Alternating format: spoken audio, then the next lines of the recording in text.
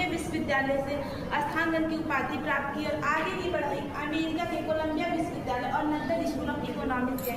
उन्होंने अर्थशास्त्र और कानून में पीएचडी की उपाधि प्राप्त की थी। भीमराव अम्बेडकर के पास 25 डिग्रियां और 9 भाषाओं का ज्ञान था। भीमराव अम्बेडकर के सामाजिक सुधार और राजनीतिक कार्य के बारे में जानेंगे।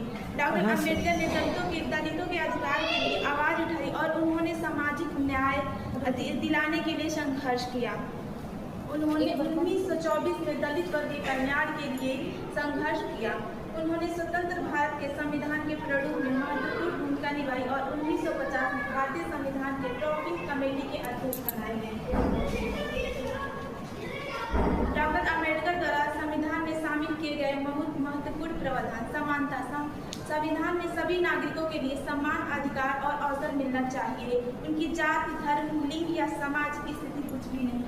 सामाजिक न्याय, दलितों और अन्य पिछड़े वर्गों के लिए आरक्षण अधिकार में सामाजिक नागरिकों के लिए मौलिक अधिकार दिए गए जैसे स्वतंत्रता का अधिकार, अभिव्यक्ति का अधिकार, धार्मिक स्वतंत्रता का अधिकार और समानता का अधिकार।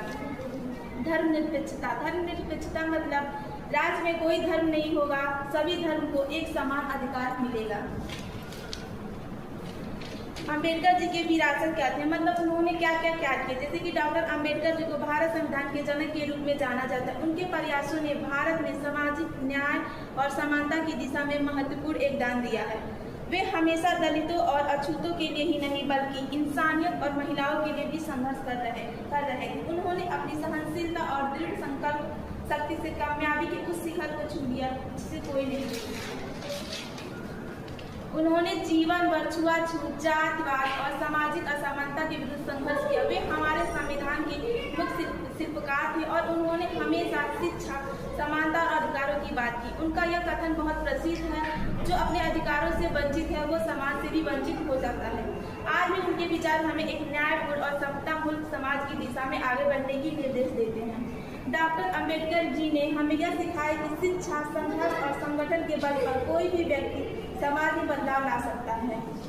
उनका सपना था एक ऐसा भारत जहां व्यक्ति को सम्मान अवसर मिले। आइए हम सब मिलकर उनके आदर्शों को अपनाएं और समाज को एक नया स्वरूप दें।